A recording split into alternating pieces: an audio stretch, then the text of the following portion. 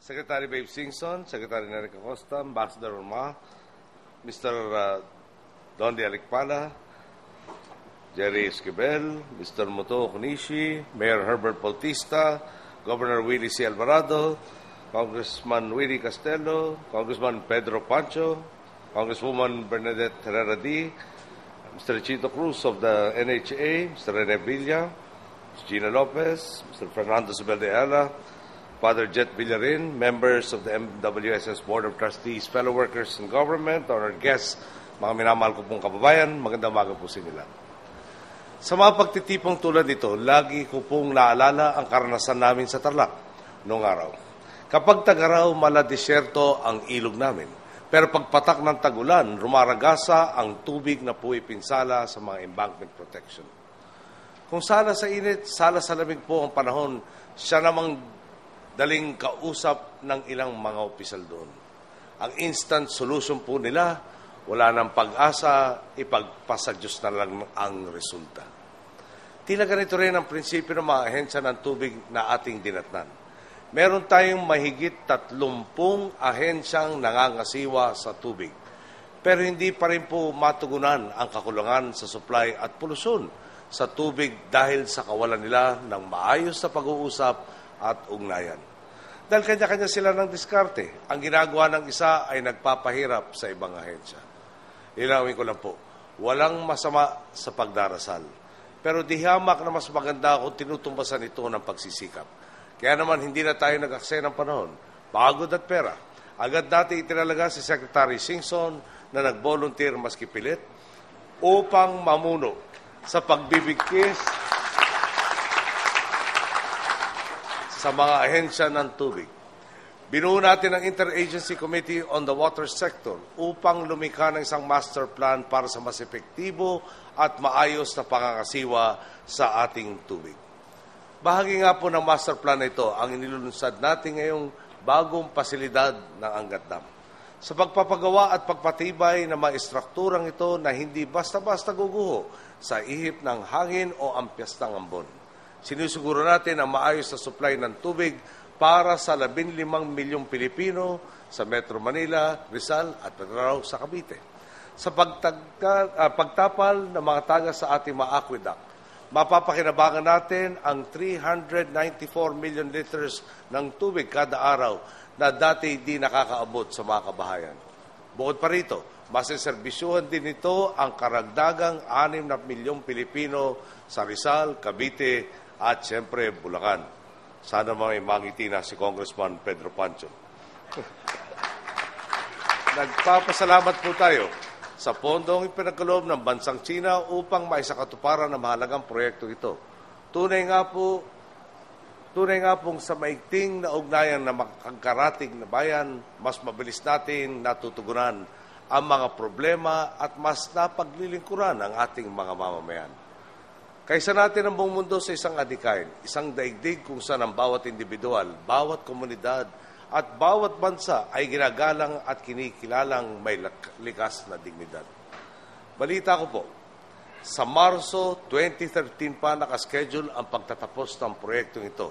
Pero 8 months ahead of schedule po tayo. Di po ito naganap sa isang iglap. Bunga ito na maigting na pagpaplano at mabuting pamamahala. Kaya naman, saludo tayo sa pamumuno ni Chairman Dondi Alikpala at Administrator Jerry Esquivel.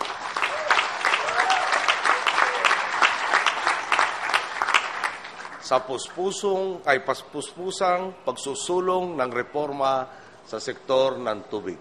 Hindi lang ninyo pinapaunlad ang kapasidad ng MWSS, ibinalik din ninyo ang integridad sa inyong tanggapan.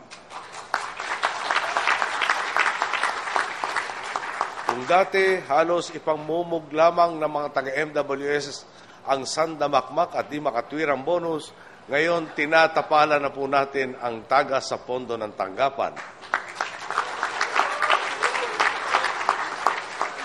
Upang ang ating mga boss talaga, ang taong bayan, ang siyang makinabang. Ang laking diferensya po talaga ng nagawa ng isang taon na mabuting pamamahala. Mantakin po ninyo. Noong 2010, 34 million pesos ang nalugi sa inyong tanggapan.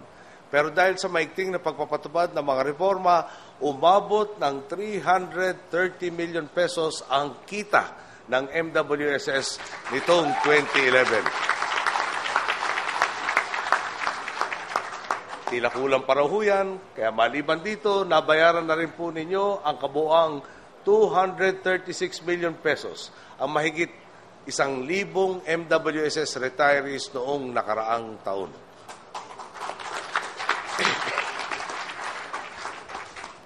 Mula nga po sa inyong kita, 150 million pesos ang ibinahagi ninyong dividendo sa gobyerno na magsisilbing pondo sa ating serbisyo publiko.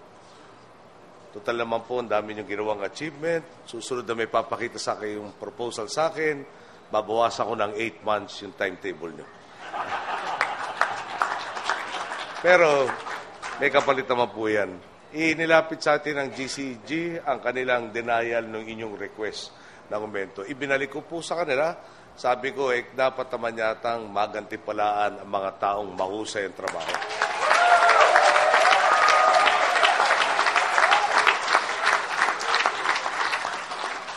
Hinihintay ko po yung kanilang pagbabago ng kanilang rekomendasyon para mapirmahan at maaprubahan na po. Taong bayan na nga po ang nakatanggap ng bonus mula sa MWSS at DPWH sa mga proyekto nilang walang tagas, tapat at patas. Kung dati kikilos lang ang inyong gobyerno kapag nandyan na ang problema, ngayon, bago pa dumating ang mga hamon, nakahanda na ang ating solusyon. Mulat po tayong marami pang trabahong dapat gawin. Sa kasalukuyan, 41 billion cubic meters lang po ng tubig ang nagagamit natin. Gayong kung susumahin, 146 billion cubic meters ang kaya nating isupply kada taon sa agrikultura, mga industriya at kabahayan kung maisasaayos lamang ang ating mga watershed at aquifer. Mahalaga po rito ang pagkakaisa ng pribadong sektor at ng pamahalaan upang maabot ang buong potensyal ng ating sistemang patubig. Marahil po, dahil araw-araw natin ginagamit, marami sa ating buwabaliwala sa papel ng tubig sa ating buhay. Sa bawat nasasayang na patak, isipin po sana natin ang mga Pilipinong wala man lang may panghugas sa mga pinggan at katawan. Isipin natin ang mga batang kilometro ang nilalakad, makapag-igib lang na mainom sa pinakaliblib na balon. Isipin natin ang mga magsasakang nawawalan ng kabuhayan dahil sa tuyot na sakahan. Narito ang inyong gobyerno upang siguruhin hindi nila ito pagdudusahan pa.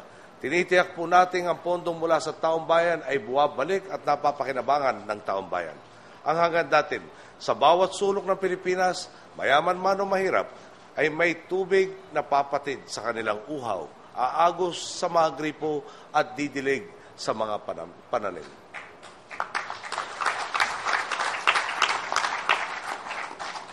Mahiwaga nga po ang katangian ng tubig. Minsan, isa itong patak na nagbibigay lakas. Minsan na may ragasa itong nagdudulot ng pinsala. Sa pangunguna ng MWSS, DPWH, makatuwang na ahensya, gayon din sa nagkakaisa nating pagbubuhos ng dedikasyon, tiwala at pananagutan sa tuwid na daan, pihadong aagos ang kasaganahan at kaunlaran sa ating bayan. Magandang araw po. Maraming salamat sa lahat.